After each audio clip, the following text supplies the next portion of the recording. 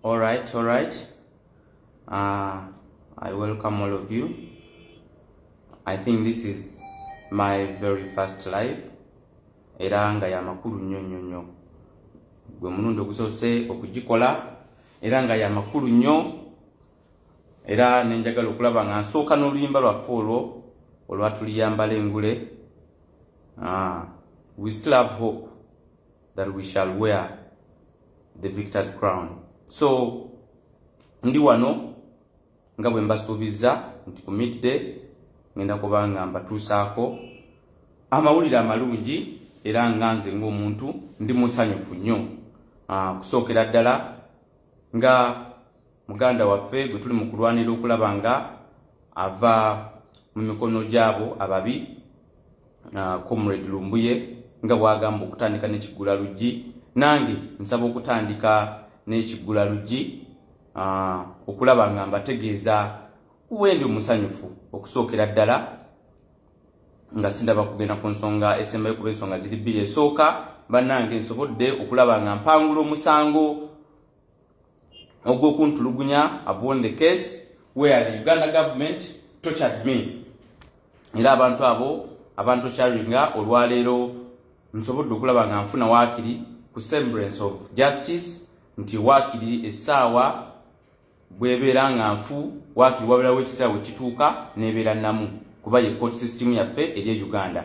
Kusookera ddala nebaza omulamuzi oyo okulaba nga avuddeyo n'asobola okukola amazima okwawukana ku biragiro bya mukama we bw'abalagira okusala ebintu ebikyamu. Ye n'avaayo n'ayimirira ku mazima n'ensobola okulaba nga nfunye obwenkanya olunaku olwaleero ng'abantu abo basobodde okulaba nga babalagako. Era ne mwami nange yavaayo n'agamba nti nze neeruma okutu, nze neekwagula nga ndi mu ambulance yaabwe, nti nze neeziba amaaso, nti nze neeteeka kamulali mu maaso. Byonna byayogera mwami nanga olwaleero waakiri aswadde okulaba nti waakiri nfunye obwenkanya ku nsonga eyo, wadde nga mufunye kuba bantu bangi nnyo abatulugunyiziddwa okusiigako nange, naye waakiri obwenkanya bwe nga mufunye kiba kitegeeza nti tulina okulwana okulaba nga n'abala bafuna obwenkanya. Ng'olwaleero bwe tuli mu kulwana okulaba nga muganda waffe Lumbuye Fred afuna obwenkanya kuba bamukwatidde bwereere, takitemuyinaako musango okusookera ddala, ate era nga tukimanyi bulungi nnyo nti okusookera ddala yali talina kubanga akwatibwa, kubanga wano tebakwata bantu mu mbeera bwetyo nga bwe bakutte mwami Lumbuye, n'era nga bwe twategeezeddwa nti bamukutte ku orders za nakyemalira. Ekyo kimanyikiddwa bulungi nnyo, era nga ensonga lwaki ndi wano olwaleero okubawa ku mawulire amalungi nti olwaleero lawyer waffe gwe tulina wano, the international human rights lawyer, has confirmed to me that at least I'm going to be able to see our comrade Lumbuye Kajubi Fred.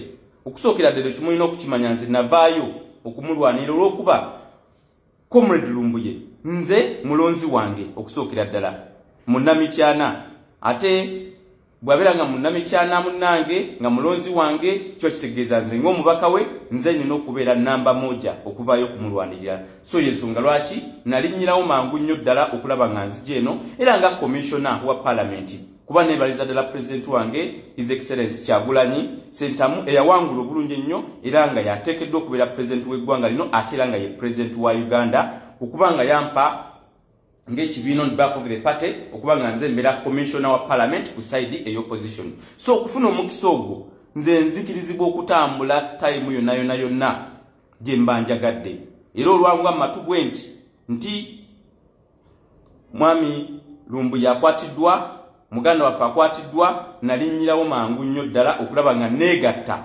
kwabo be nali mmanyi nti nokubanga commissioner wa parliament mbeera administrator wa parliament, nina okumanya buli ekigenda mu maaso mu parliament, nemanya nti waliwo trip egenda mu maaso nalina okugyegattako. I had to first and foremost join that trip, era okujoininga trip eyo nensobola okuba nga ntuuka mangu nnyo ddala wano, era bwe nakola ku ticket mangu nnyo nensobola okutuuka wano nengetinga in charge, era nensobola okukwatagana ne structure zaffe eziri wano, era nga neebaza nnyo bambi mwami Pato ali wano ettaki akoze omulimu gw'amaanyi nnyo. Pato webale nnyo osobodo okukola omulimu omulungi waliwo ne muganda waffe omulala ajja naye akoze omulimu nga leadership yaffe eri wano mu Turkey ekoze omulimu gw'amaanyi nnyo kuba nze engeri gye mbadde nkwasaganya ebintu bingi nnyo nga nze mpa amagezi ku kiki ekirina okugenda mu maaso ne tufuna looyo oyo ne njogera naye era nga ne secretariat yaffe ekibiina kyaffe eri comrade waffe Lewis Lubongoya wamu ne president nga bagoberera bulungi nnyo ensonga zonna zonna ezigenda mu maaso ku kiki tukola e Turkey era nsobola okulaba nga tukwasaganya looyo oyo nasobola okukola ku nsonga ezo. So lawyer, the international lawyer right now ampadde liwe okulaba nga nsobola omusisinkana tugende tulabe comrade Lumbuye wawaali naye nga mumanyi nti ekitusibye ekintu kiri kimu kyokka kyokka. The only thing which is really letting us behind is that we have to pay the legal fees to the international lawyer who has first and foremost who has put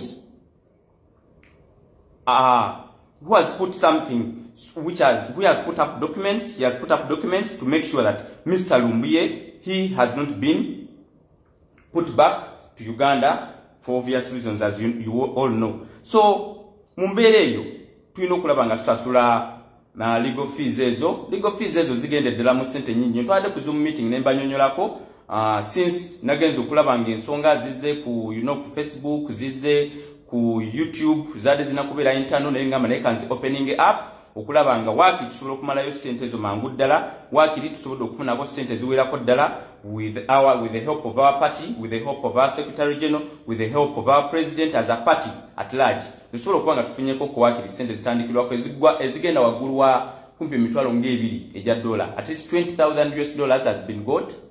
Now at least we are remaining with a certain sum of money. So I still urge all of you in your different chapters, those in Uganda, to at least reach out to the party to contribute to our comrade Lumbuye, reach out to the different chapters within the different diaspora countries we have as the party, tulabe nti contributinga tubaako kye tuleeta okulaba nga nsobola okulaba ku comrade waffe Lumbuye ate era nga ngenda kuba negatibwako eri omuntu agenda okuba nga nsindikibwa essaawa yonna gwesobola kwatula amannya nesobola kwatula na gyagenda kuva naye nga agenda kuba nga negattako essaawa yonna okulaba nga nsobola okusinkana comrade waffe oyo through our international human rights lawyer. So be confident enough that Lumbuye is at least okay. However much is true in the hands of the Turkey authorities.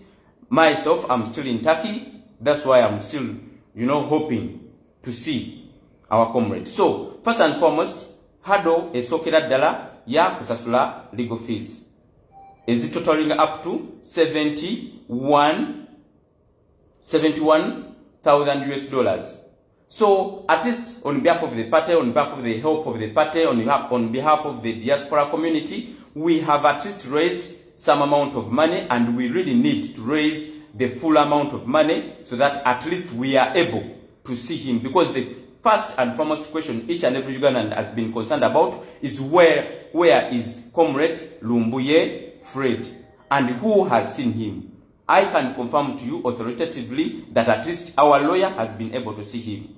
So at least I know that I'm the next person online to see Comrade Lumbuye, and that will only be possible when we get that money to pay the legal fees of the international lawyer, so that we are able to see our comrades. So ge mawulire amalungi nti waakiri nfunye amawulire nti ngenda kulaba ku comrade waffe Lumbuye. So fundraising eyo yatandise, tetugirujuminga bujuminzi wabula yatandise ekyali on up to this time. So whatever you will have, we can put it toward different chapters, tulabe nga tufuna sente ezo naye nga ge mawulire agamalungi gesagala galwewo. That is the good news at least I have for you. First and foremost, I've been told by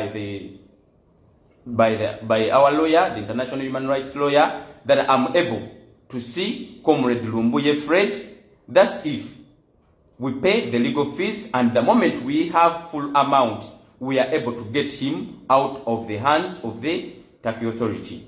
So the mawulire ago gensobodde okubawa at least ekyo nsobola kikonfaminga era kyovolaba bwe nvuddeyo ne statement eyo ne police yangu ye mangu nnyo ddala eya Uganda okuvayo negamba nti kati sawa zino twagala okulaba nga baana unsinze nti Comrade Lumbuye tebamulina ekyo mukirabye bulungi nnyo. So ali ku side eno nga twetaaga mu rescuinga ge mawulire ago gensobodde okulaba nga mbawa. So all we can do, reach out to our party, reach out to our different chapters so that we are able to raise that kind of amount and we rescue our comrade. And also, as you know, NUP fe tukolera ku unity no matter what. So njagala okulaba nga signing out ye live yange eno jembadde mbasuubiza naye nga at least nze ng'omuntu ndi musanyufu era nga manyago mawulire malungi nnyo. So wherever you are, please share this message, share this information so that we are able to collect that money. We are able to collect $71,000 and I'm happy that at least we have been able to get some amount of money whereby it can be a very good beginning to at least do something. So buli omu gyoli sobola okusharinga message eno, buli mwana asobola okubanga akubaako kyakola okusasula legal fees. Ekisinga obukulu twetaaga legal fees. Abasinga obungi ennyo mumanyi enamba yaffe bulijjo gye tuba tusonderako, tulina enamba yaffe ya muda ku muda, tulina buli kimu. Naye ekisinga obukulu, reach out to our secretariat, reach out to our different chapters in the diaspora,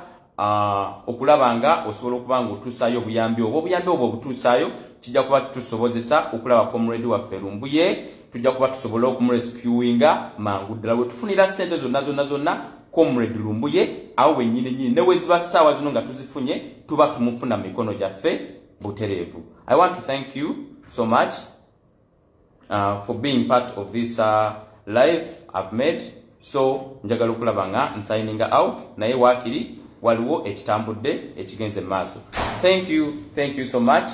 Njagala okulaba nga nsigninga out naye nga nange ng'omuntu ndi musanyufu nnyo ku lw'omusango ogwa Torture okulaba nti nguwangudde. So amoole amalungi gajjidde mu mirundi kumpi ebiri era nga ge gwensobodde okuba nga mbawa